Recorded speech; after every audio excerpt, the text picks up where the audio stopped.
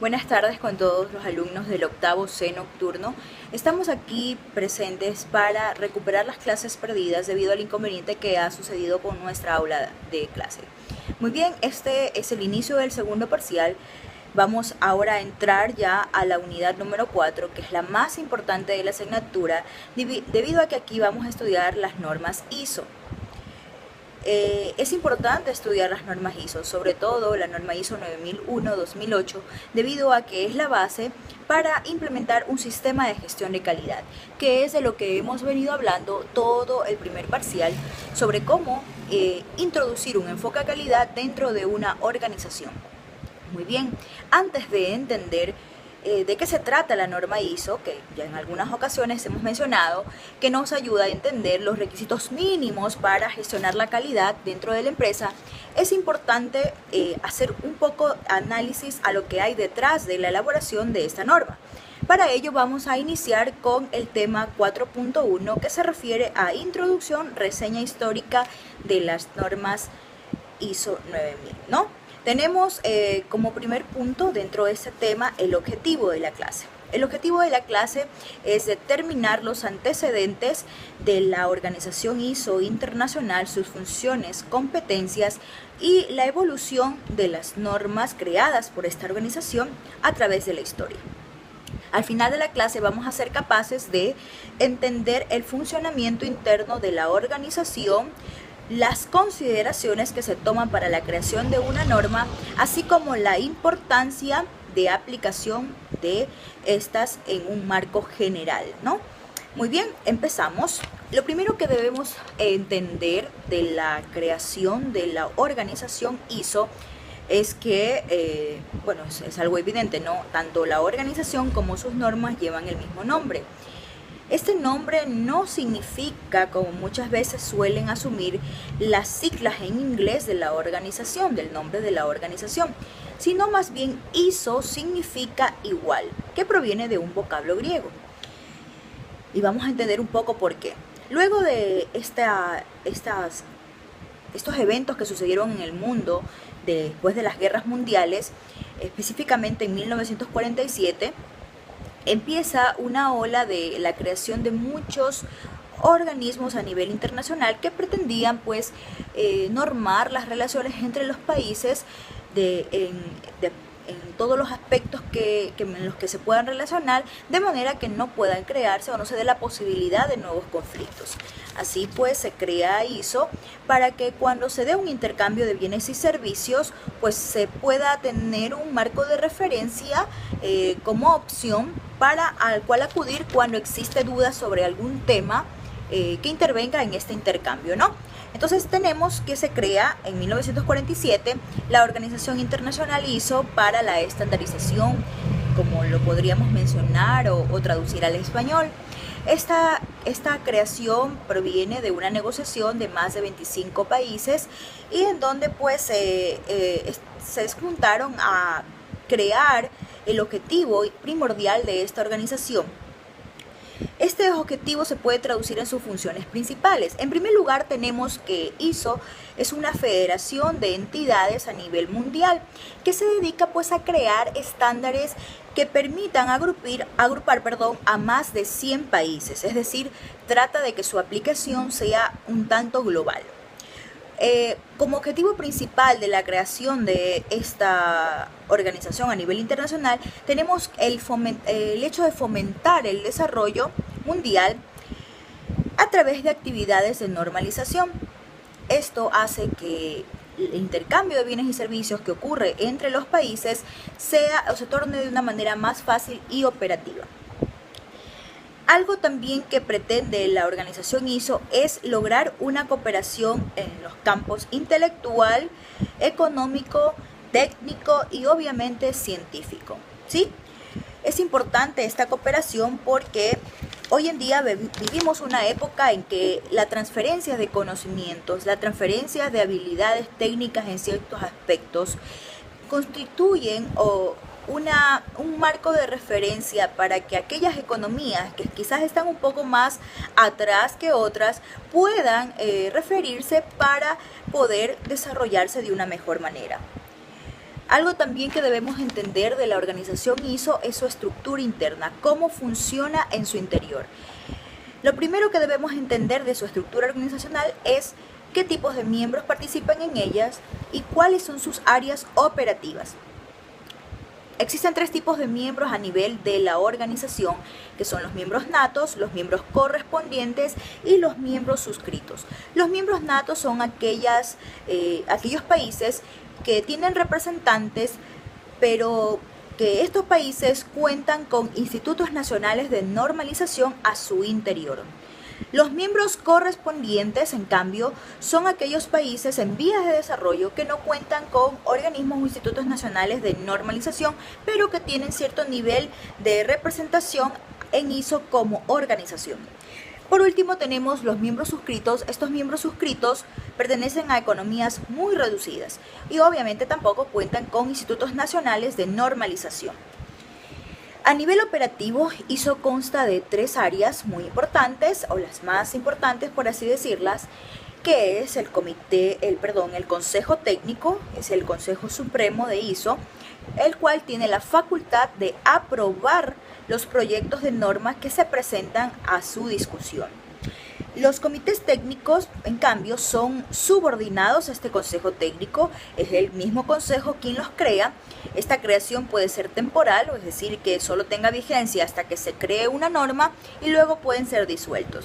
La función principal del comité técnico es verificar o estudiar los fundamentos científicos de cada norma.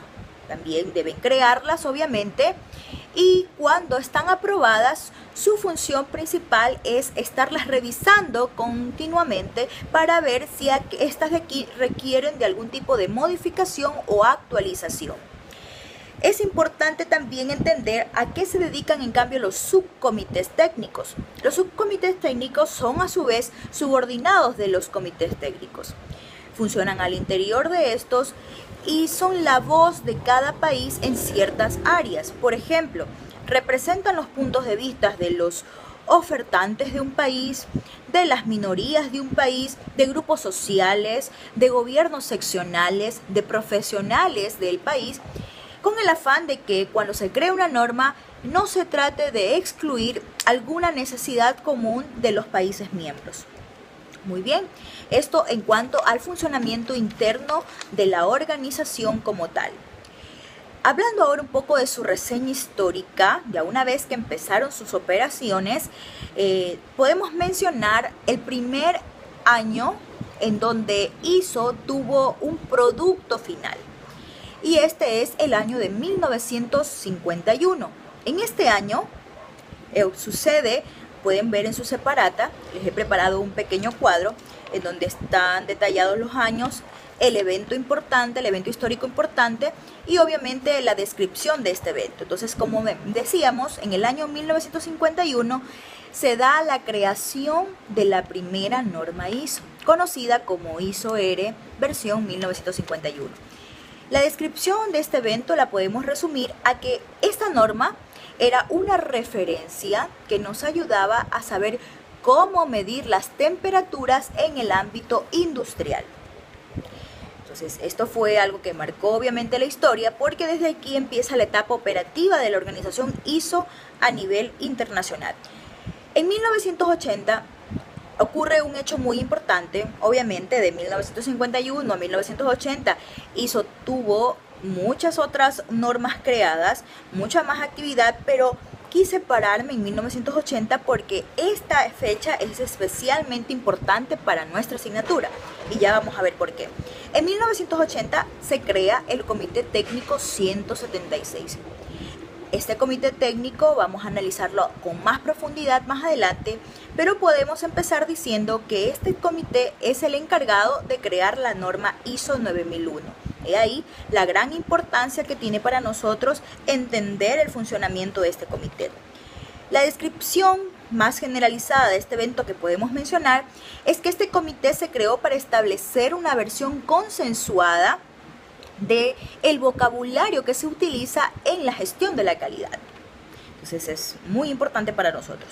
Luego, en 1986, el comité técnico crea la primera norma, la cual se conoció como la norma ISO 8402.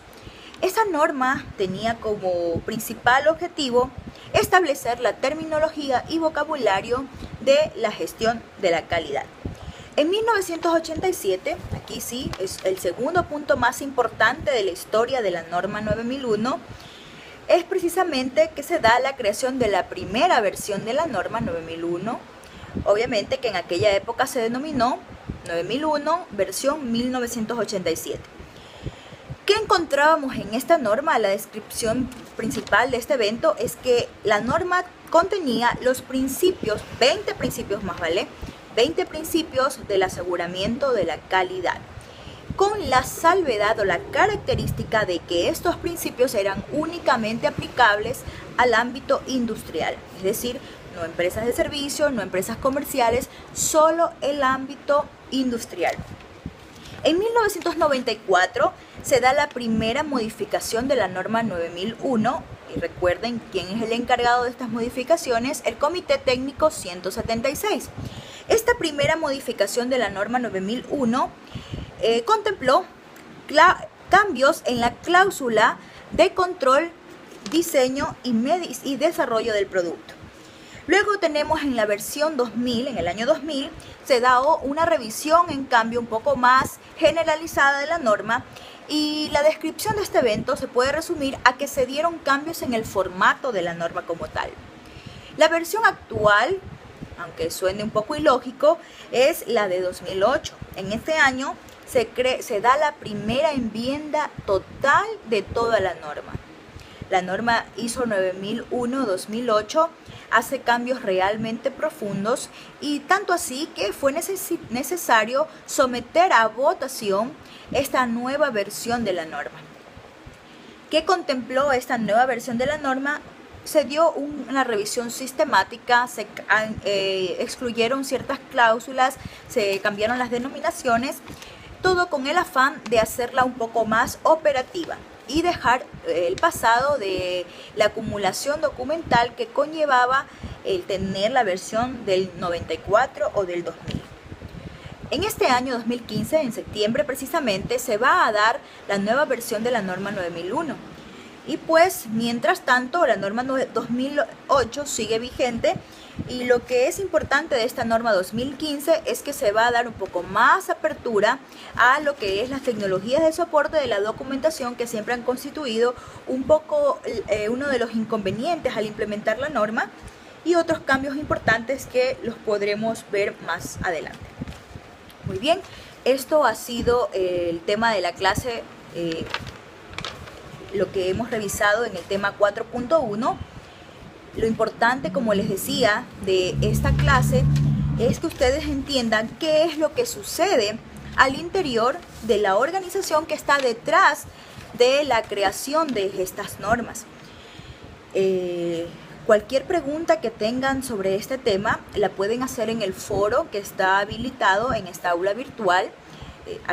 Ahí mismo les voy a ir indicando en la carpeta de este curso de gestión de la calidad están las actividades referentes a esta clase. Pueden hacer preguntas, como ya les dije, cualquier inquietud o aclaración de los conceptos que hemos revisado el día de hoy. Ahora pues procederemos a retomar ya en la clase con el tema 4.2. El tema 4.2 se refiere, ya ahora sí, a la familia de normas ISO 9000. Ya hicimos esta reseña histórica que mencionamos la clase anterior, pero ahora es importante un poco más adentrarnos a las normas que se refieren solo a calidad.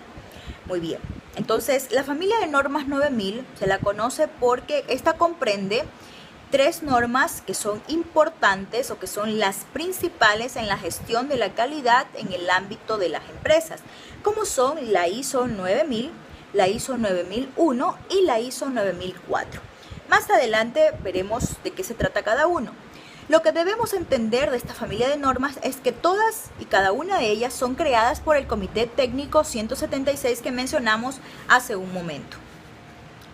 Lo importante de la familia de las normas ISO es su alcance. El alcance general de esta familia de normas es la estandarización en el campo de la administración genérica. Esto es lo más importante que debemos recordar de esta familia de normas.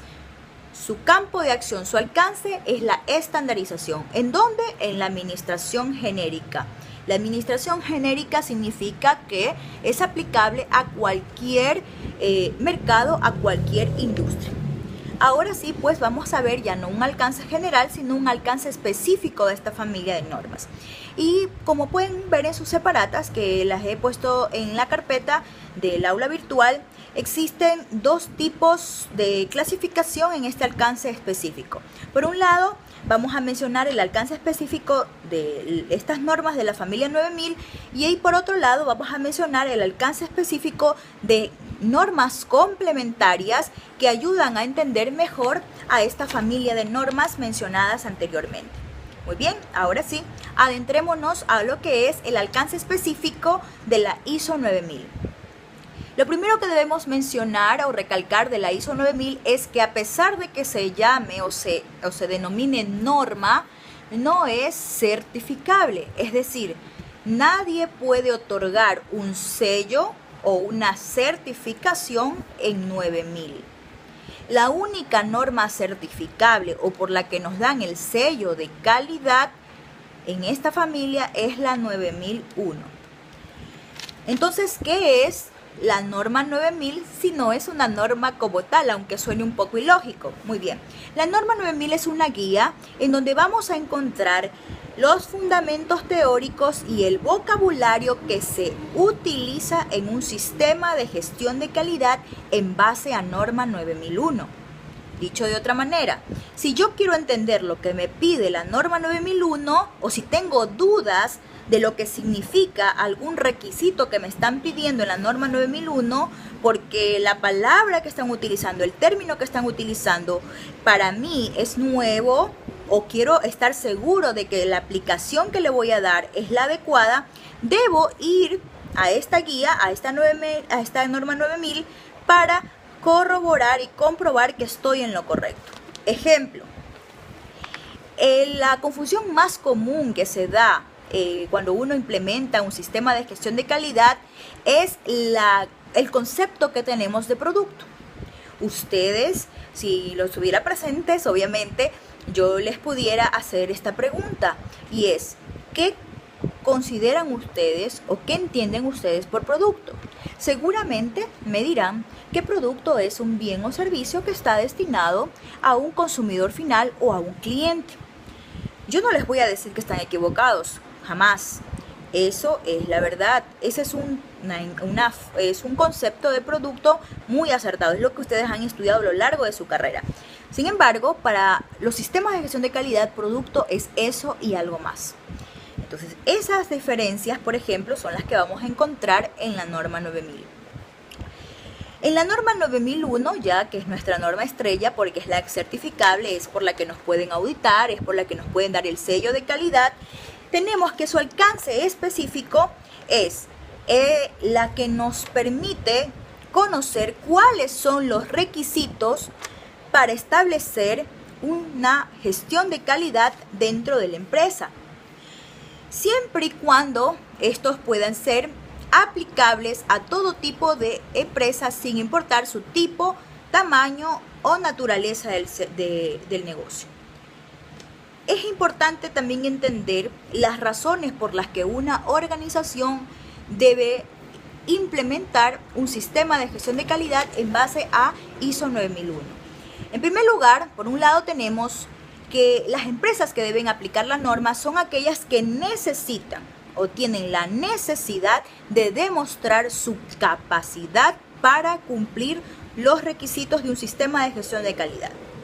Ejemplo, cuando a las universidades del país se les aplica esta primera evaluación institucional, muchas de las universidades se vieron en la obligación de demostrar ante la ciudadanía ecuatoriana que efectivamente pueden ser mejores.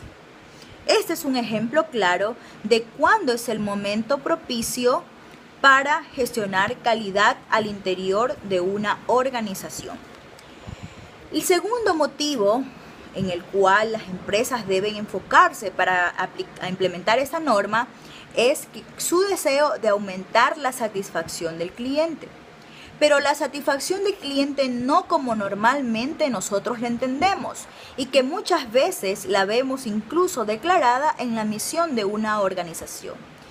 Satisfacer al cliente para la calidad no es darle lo que quiere únicamente, porque puede darse el caso de clientes que nos pidan cosas que no están a nuestro alcance en aquel momento. La satisfacción del cliente se trata de nosotros convencerlo de que nadie más y de que solo nosotros somos capaces de escuchar y de entender sus requisitos, transformarlos en características y ofertarles un producto de excelente nivel de calidad. No significa regalarle un producto porque el anterior tuvo una falla y de esta manera yo lo compenso. Eso no significa aumentar satisfacción del cliente. Entonces, esto es algo importante que debemos tener en claro. La norma, el alcance específico en cambio de la norma 9004, podemos mencionar que esta tampoco es certificable, sino que es más bien un par consistente de la norma 9001. ¿A qué nos referimos con par consistente?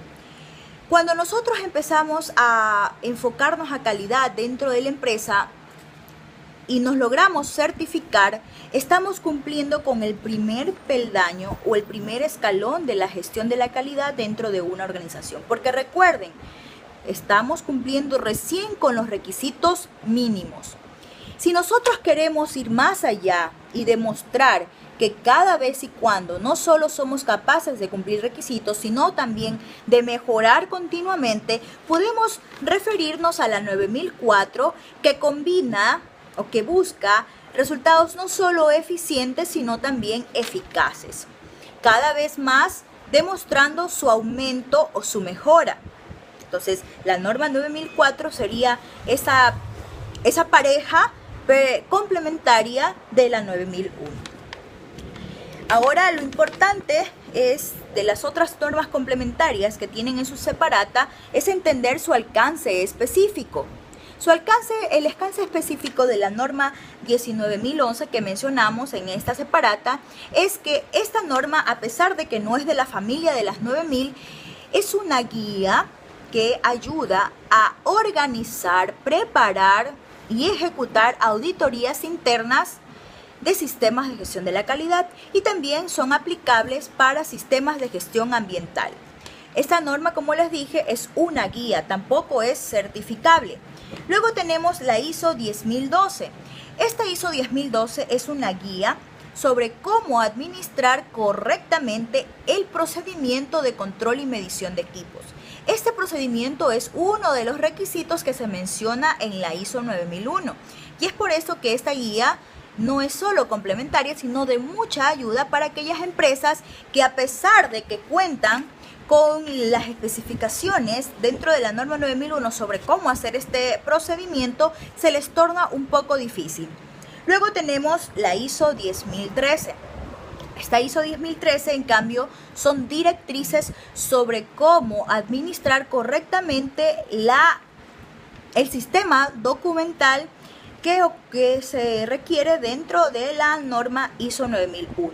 La gestión documental normalmente ha sido sinónimo de muchos conflictos cuando se trata de implementar la 9001, debido a que muchas veces se requieren de registros que son un poco difíciles de manejar cuando una organización consta con una magnitud un poco más amplia de lo que una empresa normalmente es. Ahora vamos nosotros un poco a entender sobre la estructura del Comité Técnico 176. Como habíamos mencionado, este es el encargado de crear la familia de normas 9000 y vamos a ver un poco cómo este funciona. En primer lugar, está comprendido de 3 subcomités técnicos. Cada subcomité técnico tiene una función específica. El subcomité técnico 1, conocido por sus siglas SC, es aquel que se encarga de la terminología de las normas que se crean en este comité 176. Este subcomité a su vez está conformado por 3 grupos de trabajo. El grupo de trabajo número 1, obviamente, o conocido como WG1, es el encargado de crear la norma 9000, como habíamos mencionado, que es la que se encarga del vocabulario y fundamentación teórica. Y así los otros grupos de trabajo también tienen una función importante sobre este tema. Lo importante que podemos mencionar del subcomité 2 es que se encarga ahora sí de los sistemas de gestión de calidad como tal, implementación de sistemas de gestión de calidad. También consta de dos grupos de trabajo y estos se encargan, por un lado, de establecer o elaborar los principios de calidad y por otro lado, de elaborar la norma 9001 y la 9004. ¿Por qué las dos se tratan en este subcomité? Porque recuerden que 9004 es par consistente de la 9001.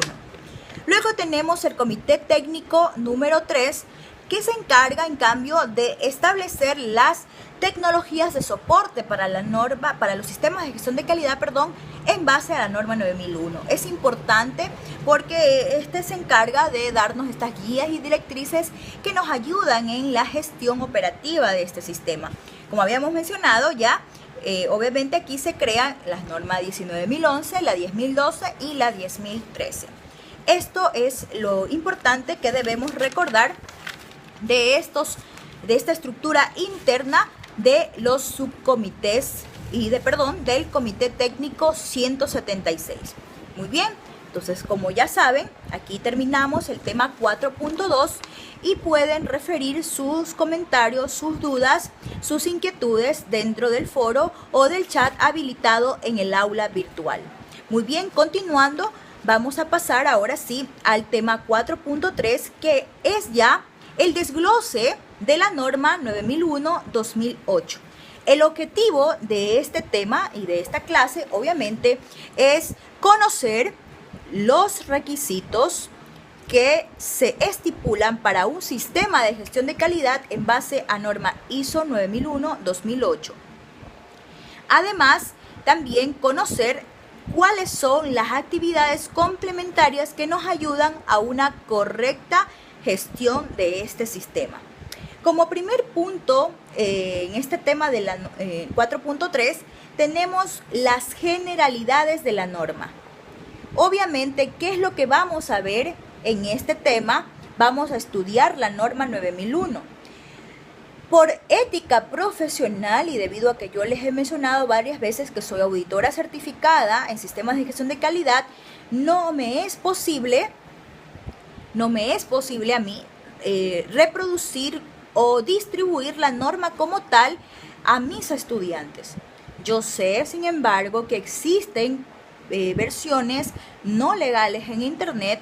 No les estoy pidiendo que se las descarguen, no deberían en realidad, porque si estamos hablando de calidad, debemos hacerlo desde nuestra ética profesional.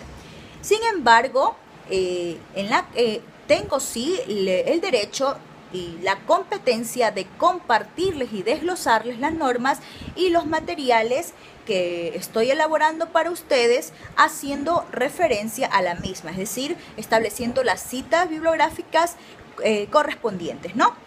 Lo que vamos a entender de la norma como tal es cómo está compuesta en su interior en primer lugar. Esta está compuesta de 8 cláusulas específicamente. Y lo que debemos entender de estas cláusulas es que de la cláusula 0 a la número 3 solo vamos a encontrar generalidades de la norma. A partir de la cláusula número 4 en adelante hasta la cláusula número 8 es en donde se encuentra la información que más nos interesa, porque cada cláusula corresponde o constituye a un requisito del sistema de gestión de calidad en base a la norma 9001-2008. Entonces, en lo que respecta a las generalidades, vamos a mencionar que lo más importante de ellas es entender el alcance de la norma, que ya lo mencionamos anteriormente, su aplicación y los términos y definiciones generales. El alcance, como dijimos, ya lo mencionamos en el tema anterior, y no obstante no perdemos nada con recordarlo. Como dijimos, el alcance de la norma ISO 9001 es los requisitos mínimos para la gestión de la calidad y su aplicación de acuerdo a dos tipos de motivos que nos deberían conllevar a implementar un sistema de gestión de calidad. Como dijimos, cuando una empresa tiene la necesidad de demostrar que es capaz de cumplir con los requisitos del sistema, de sus clientes y demás requisitos, y cuando quiere aumentar la satisfacción de sus clientes. Luego tenemos la aplicación. Lo que debemos entender de la aplicación es, en primer lugar, que es aplicación genérica. Es también aplicable a todo tipo de empresa, sin importar su tamaño, el tipo de negocio que se maneje dentro de ella. Y lo otro que debemos entender de las generalidades de la norma son sus términos y definiciones generales. Los términos y definiciones generales que nos interesa a nosotros saber es que cuando decimos producto también nos referimos a servicio. Cuando estamos hablando de un sistema de gestión de calidad no debemos hacer esta especificación, es decir, no debemos a cada rato estar aclarando qué producto significa servicio. Simplemente se da por sentado porque es una terminología de referencia general del sistema de gestión de calidad. Luego tenemos que, como ya mencionamos, el concepto de producto normal que ustedes conocen es que es un bien o servicio destinado a un cliente. Y aquí viene el término y definición más importante de la norma, el general sobre todo, más importante de la norma. Y es que producto también es el resultado de un proceso. ¿Cómo podemos entender este concepto o esta aplicación del concepto de producto? Y es que entendiendo la forma de actuar o de funcionamiento de un proceso. Para que un proceso sea denominado o caracterizado como tal, debe contar con entradas y salidas. Las entradas de un proceso son requisitos. Requisitos que este proceso necesita para transformarlos en un producto, en una salida. Entonces, debemos entender que los requisitos de un proceso 1 se van a transformar al interior en algo que se llama precisamente proceso, y este resultado de este proceso interno va a generar una salida conocida como producto. Esta salida / producto es a su vez la entrada de otro proceso número 2 y así sucesivamente al interior de todos los procesos que se establecen dentro de una organización. En otras palabras, ningún proceso que no cuente con entradas o salidas puede ser considerado como proceso. Si existe un proceso aislado, es porque la organización necesita revisar sus procesos y ver la posibilidad de rediseñarlos, porque si un proceso no interactúa con otro, no podemos hablar de calidad o de sistema de gestión de calidad. Aclarado esto, pues ahora sí vamos a adentrarnos ya en la norma más propiamente. Lo primero que debemos saber de la norma son los principios de la calidad. Los principios de la calidad son como algo así como los mandamientos de la ley de Dios, por así decirlo. Es algo que no podemos olvidar nunca dentro de la organización, ni por conceptualización, ni por percepción, y peor, de tipo operativo. Los principios de la calidad son 8 y el primero es obviamente el enfoque al cliente. ¿Qué debemos entender del enfoque al cliente? El enfoque al cliente se refiere a que, en primer lugar, dentro de la organización, debemos desterrar esa idea errónea de que no se puede aplicar un principio de productividad y tener calidad al mismo tiempo. ¿A qué nos referimos básicamente? Nos referimos a que normalmente las empresas que están enfocadas a productividad o al principio de productividad, es decir, a hacer más con menos, creen que cuando yo voy a aumentar la calidad de mis productos, necesariamente tengo que aumentar mis costos de producción. Obviamente, las inversiones, las transformaciones y la gestión de recursos que se necesitan para gestionar calidad deben ser más amplias, pero no necesariamente esto se debe transformar en una fuente de aumento de precios para el consumidor. Es ahí donde entra la importancia, ese enfoque al cliente, que todo lo que yo haga para mejorar dentro de este producto no lo traduzca o no se lo transfiera al cliente en una alza de precios que se puede manejar de otra manera. Ustedes me dirán cómo yo entonces puedo lograr que estas inversiones que necesito para gestionar calidad no me signifiquen el hecho de que yo debo aumentar un precio. Y tenemos, por ejemplo, una reestructuración de los costos en la empresa, una reestructuración del capital, estrategias de administración de contabilidad de costos. Podemos trabajar, por ejemplo, una metodología, un método que nos ayude a tener producción más limpia o producción con disminución de desechos, ¿no? Desechos se refieren a aquellos costos que son innecesarios también. Otra parte que debemos entender del enfoque al cliente es que ahora, no por querer aumentar la satisfacción del mismo, es que la empresa se va a volver ineficiente. ¿En qué sentido?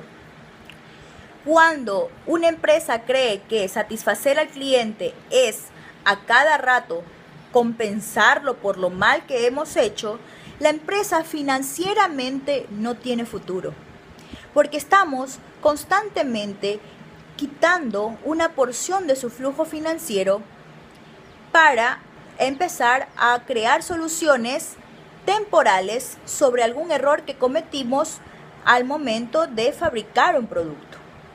Cuando nosotros fabricamos un producto y le aplicamos un margen de ganancia para su venta al público, nosotros estamos considerando que el producto está siendo destinado a la venta.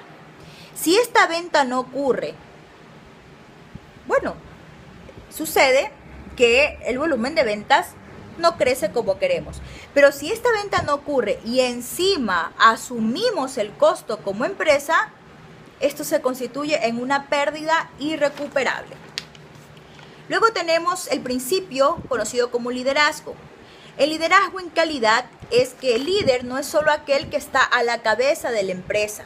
Líder es todos y cada uno de los participantes de un sistema de gestión de calidad, de manera que pueda proponer y pueda aportar con la consecución de la mejora continua que se requiere en un sistema de gestión de calidad. Liderazgo también es que no se requiera de medidas sancionatorias o medidas de un poco de obligatoriedad para lograr el compromiso de las cabezas, de los mandos de la organización, así como también de todos sus colaboradores. Luego tenemos la participación del personal. Este principio es uno de los más importantes debido a que un sistema de gestión de calidad tiene dueños y los dueños son el personal de la empresa, desde el nivel más bajo de la organización hasta el nivel más alto. La participación del personal es de suma importancia porque algunos de ellos van a ser elegidos para conformar el equipo de auditores del sistema de gestión de calidad. Es decir, aquellos que constantemente están revisando que el sistema cumpla con todos los requisitos y que puedan ser capaces de determinar las oportunidades de mejora. Luego tenemos el enfoque basado en procesos, que más o menos explicamos hace un momento en qué consiste funcionar como proceso. El enfoque basado en procesos se da porque cuando una organización funciona de manera aislada, es decir, departamento de contabilidad por un lado y departamento de producción por otro lado, no se tiene acceso oportuno a la información que se requiere para que las actividades ocurridas dentro de cada departamento fluyan sin retrasos, sin inconvenientes o que caigan en la no conformidad. Ejemplo de no conformidad: un producto no conforme de un departamento que trabaja de forma aislada dentro de la organización es, por ejemplo, cuando se emite una factura con los datos del cliente de forma equivocada. ¿Por qué puede darse ese error? Bueno, puede darse por dos motivos. Primero, porque la persona encargada de facturar cometió el error y no se percató de los datos. Perfecto. Segundo, porque la persona encargada de darle la información a la persona encargada de facturación no le dio la información adecuada. Es decir, los requisitos que la persona encargada de facturación necesitaba para poder ejercer sus actividades eran erróneas. Esto sucede cuando no se trabaja con un enfoque a procesos. No hay acceso oportuno a la información o a los requisitos que se generan a nivel de la organización. Luego tenemos el enfoque de sistemas para la gestión. El sistema es el cuerpo, el esqueleto que sostienen a los procesos. El sistema es aquel lugar, por así decirlo, en donde todos los procesos convergen entre sí, interactúan entre sí. Es aquel que le da un soporte a la organización para que sus procesos puedan funcionar sin inconvenientes. Luego tenemos el principio conocido como mejora continua. La mejora continua es el culmen o el objetivo principal de la gestión de la calidad. No es llegar al nivel máximo de calidad o al 100% de satisfacción del cliente. Es tener en claro en nuestras mentes que una vez que alcanzamos una satisfacción total, por así decirlo, del cliente, en ese momento es cuando debemos volver a empezar, porque los clientes, la satisfacción del cliente no es estática, es cambiante, de acuerdo a sus percepciones, a sus nuevas necesidades que van adquiriendo a lo largo de sus vidas. Todo comportamiento del consumidor es cambiante. Eso es algo que no debemos olvidar y debemos aprender de los errores que se han dado a través de la historia. ¿Cuántas empresas multinacionales han cometido el error de asumir que ya llegaron a un punto máximo de éxito y no innovaron, no prestaron atención a la voz, a los gritos de sus clientes? Ya les he mencionado lo que pasó con RIM Internacional, BlackBerry. Tuvieron que sacarla a esa compañía de lo más bajo, comprarla para poderla volver de nuevo operativa. BlackBerry se confió, llegó a tener tantos millones y millones de usuarios que creyó que nunca sus consumidores iban a preferir a otros y no innovó. Se quedó en un campo muy cómodo porque su target era el ámbito corporativo. Pero vienen empresas como Android, como Apple, que crean teléfonos con las características iniciales con las que cuenta un BlackBerry, pero de forma más optimizada, o no recuerdan lo difícil que era acceder a una página web desde un teléfono BlackBerry. A pesar de que era la novedad de los teléfonos inteligentes o de los teléfonos con acceso a Internet, aún así no era posible establecer una buena conexión desde estos teléfonos. Pero vienen empresas como las mencionadas que optimizan este tipo de características y les incluyen nuevas funcionalidades que atraen a nuevos tipos de consumidores, la gente joven, la gente que más demanda de cambios. Entonces, ejemplos de estos no pueden ocurrir en un sistema de gestión de calidad. Nosotros constantemente debemos estar en mejora continua. Luego tenemos el principio de enfoque en hechos para la toma de decisiones. Se refiere a que toda decisión tomada dentro de la organización no debe ser basada únicamente en la experiencia o en la percepción de los que están a cargo de la empresa, sino más bien que sus decisiones deben ser validadas y deben ser sustentadas con hechos que pueden ser, por ejemplo, argumentados con indicadores de tipo cualitativos y cuantitativos. Contar con un sistema de análisis de datos propicios que nos permita darle un poco más de cuerpo a las decisiones que estamos tomando dentro de la organización. Por último, tenemos el beneficio mutuo de la relación con los proveedores. Calidad significa sacar de nuestra mente esa relación tan dañada que tenemos con nuestro proveedor. O díganme ustedes, por favor, ¿cuántas veces no han visto casos en que en las empresas le huimos a los proveedores a veces? Les tratamos de pagar lo más atrasado posible, en lugar de tratarlo como lo que se merece. Si es nuestro proveedor, es aquel que nos ayuda a contar con la materia prima, insumos y materiales que necesitamos para la producción, para la prestación de nuestros servicios. ¿Por qué no tratarlos como de una mejor manera para que no se rompa esa relación de la cual podemos sacar provecho? Entonces, en calidad, ¿cómo podemos tener una relación mutuamente beneficiosa? Un ejemplo con el proveedor, un ejemplo de ello es establecer contratos con ellos. De manera que al darle una preferencia a un consumidor correctamente seleccionado, nosotros podemos tener la garantía de que jamás vamos a quedarnos desabastecidos. Si tenemos problemas con el pago de nuestras obligaciones con los proveedores, podemos establecer un punto de equilibrio, fechas, acordar formas de pago. A esto se refiere este último principio, de crear esta amistad con el proveedor. Por último, nosotros tenemos, ahora sí, dentro de los temas en los que estamos atrasados, aparte de estas generalidades y principios, de las cuales pueden hacer sus preguntas, como ya los mencioné, pasar a un siguiente punto del tema 4.3, de la norma ISO 9001-2008. Y es precisamente ya el estudio de sus requisitos que, como mencionamos, los podemos encontrar a partir de la cláusula número 4.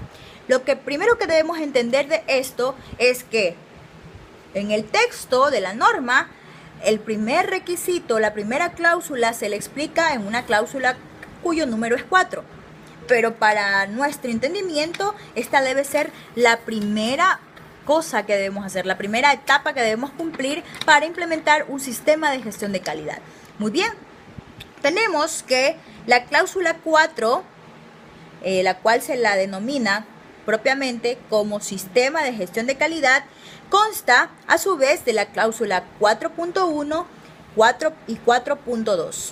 La cláusula 4.1 se refiere a los requisitos generales de la norma ISO 9001-2008.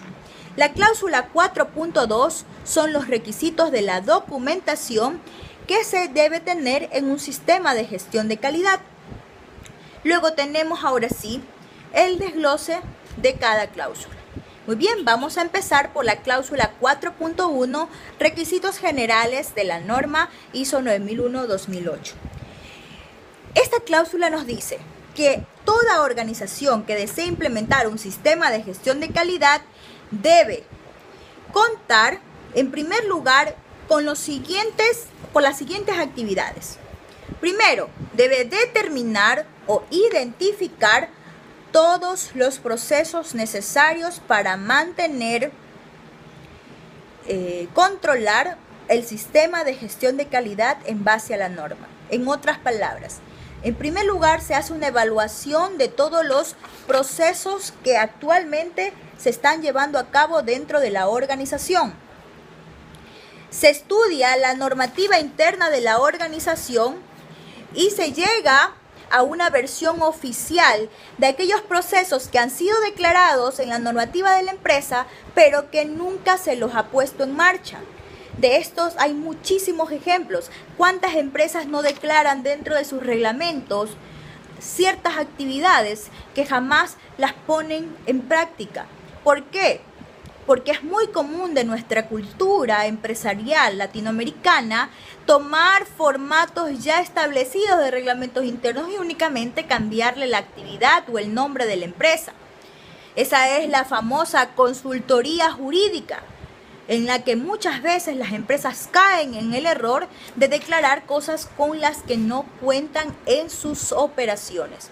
Esto no puede ocurrir en un sistema de gestión de calidad por el principal motivo, que es, si un auditor externo de certificación, aquel que le va a ir a auditar para saber si usted merece o no merece tener el sello de calidad, encuentra que en su reglamento interno usted ha declarado instructivos para el uso correcto del ascensor, por así ponerlo de una forma muy drástica, y le pide evidencias de que se ha estado aplicando el instructivo y usted no lo presenta, usted no va a ser capaz de certificarse o de tener el sello de calidad.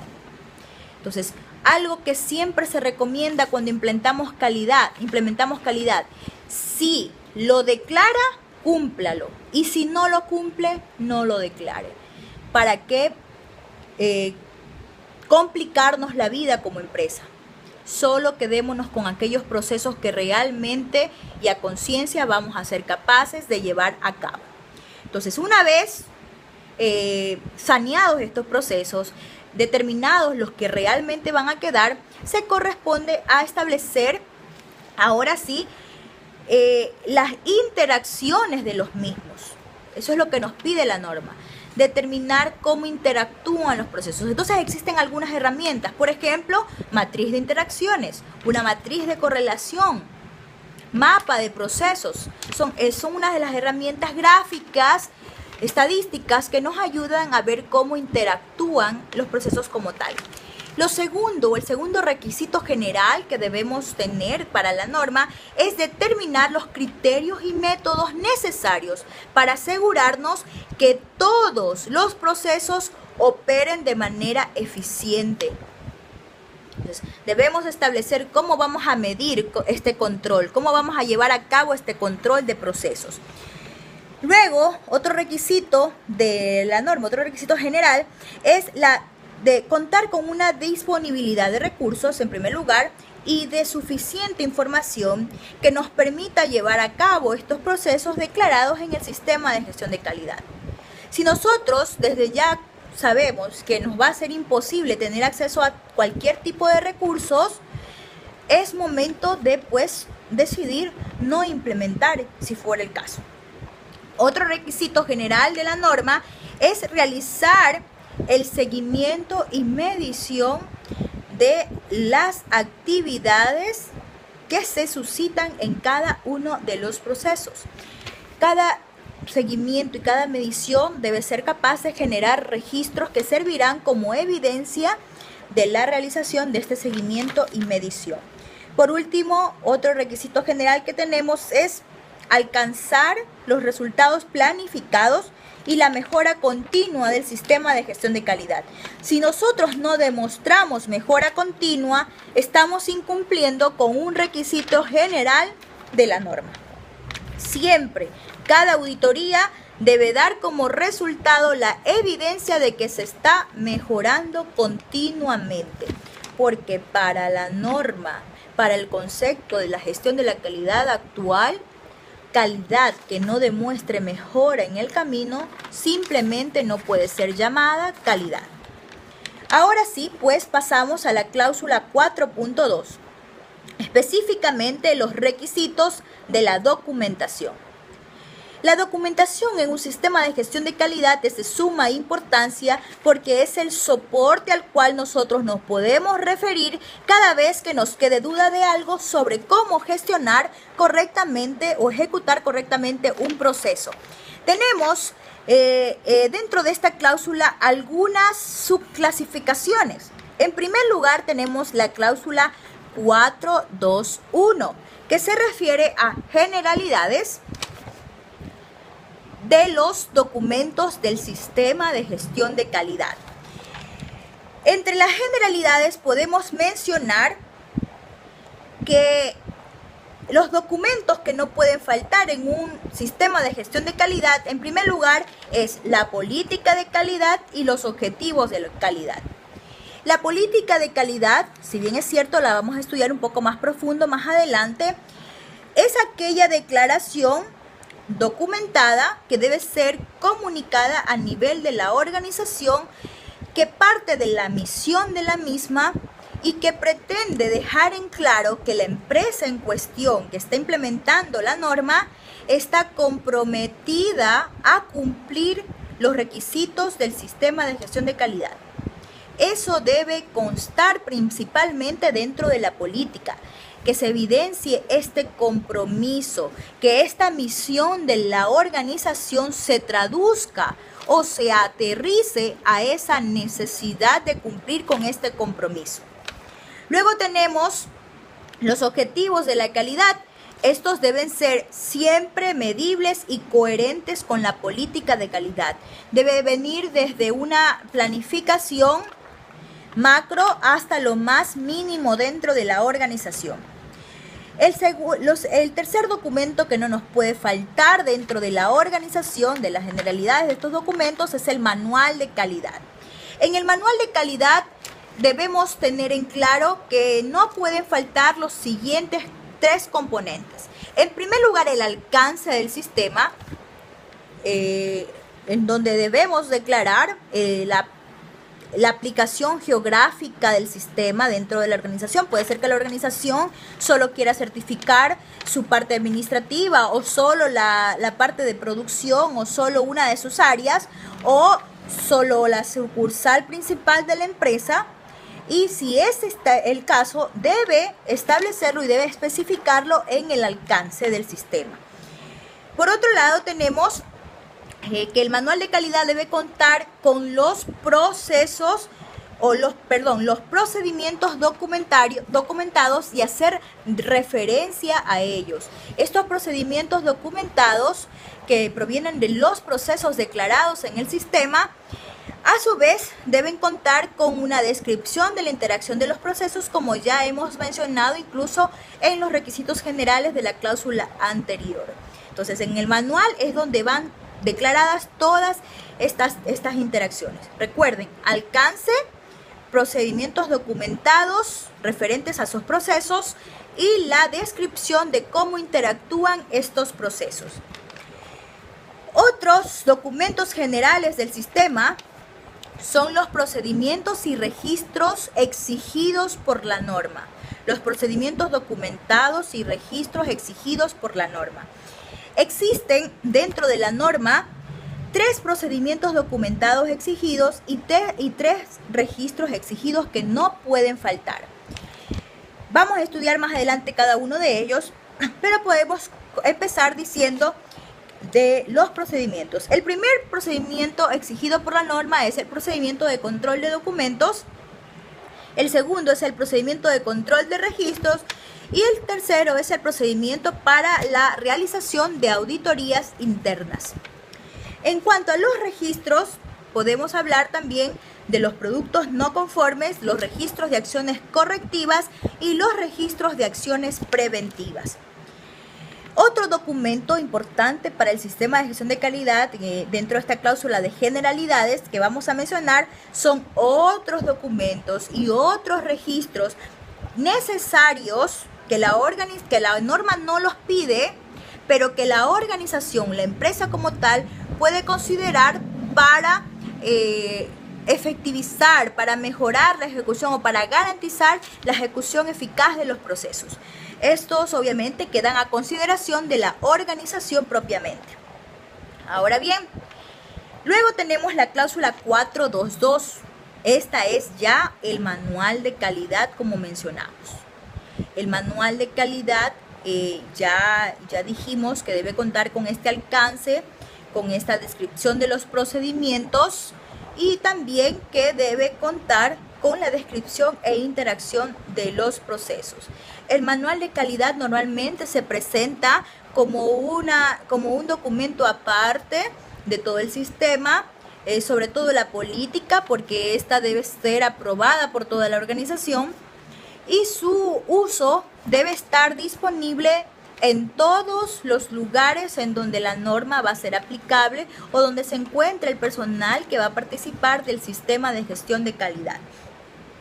Luego tenemos la cláusula 423, que es a su vez un procedimiento documentado exigido por el sistema, como lo es el control de documentos.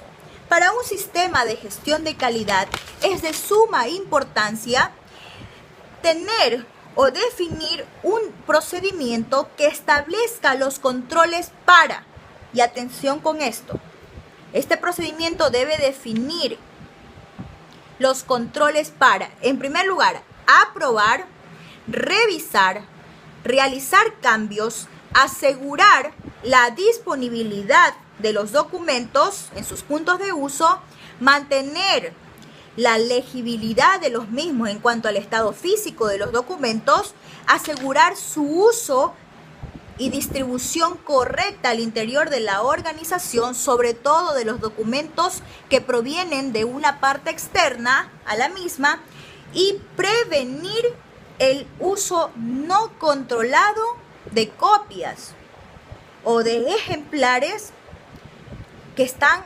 obsoletos ya dentro de la organización.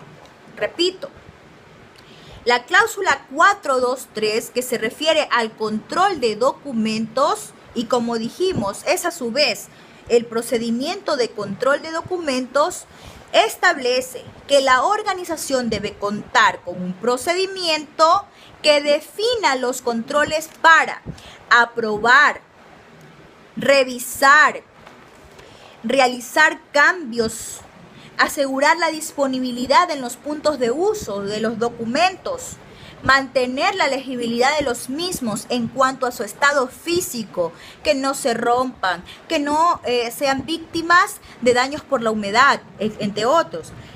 Aparte de eso, también asegurar el uso y distribución correcta de los documentos al interior de la organización, sobre todo de aquellos documentos que provienen de entes externos, pero que la organización debe acatar porque es su obligación. Y por último, prevenir el uso no controlado de los documentos obsoletos. Esto es lo más importante para entender del procedimiento documentado de control de documentos o cláusula 423 de la norma ISO 9001-2008. Por último, tenemos nosotros la cláusula 423, control de registros, que es también el segundo procedimiento documentado exigido por el sistema de gestión de calidad. El control de registros nos debe permitir contar con un procedimiento que defina los controles para identificar, almacenar, proteger, recuperar, retener y disponer de los registros necesarios para la organización, los mismos que a su vez deben permanecer legibles y fácilmente identificables. O sea, este procedimiento debe ser muy claro en el alcance de estas actividades: identificar, almacenar, proteger, recuperar, retener y disponer. Esto es todo en cuanto a la cláusula de 4.1, 4.2 y todas sus subclasificaciones. Como dijimos, la cláusula 4 y todos sus componentes internos se refieren al sistema de gestión de calidad. Cuando yo les pregunte qué nomás se trata dentro de esta cláusula, como introducción podrán decirme que en esta cláusula se estudia el esqueleto y la estructura que aplica generalizadamente o sistemáticamente a todo el sistema de gestión de calidad. ¿Qué significa esto? Que las otras cláusulas ya van a competir solo y únicamente a ciertas áreas y competencias del sistema. La única que es aplicable de forma generalizada y de obligatoriedad para todo el sistema son los requisitos que presentamos y que acabamos de presentar en la cláusula 4, que se refiere a sistema de gestión de calidad. Es decir, aquí vamos a encontrar todo lo mínimo, todo lo general que necesitamos para ya armar o diseñar el sistema de gestión de calidad.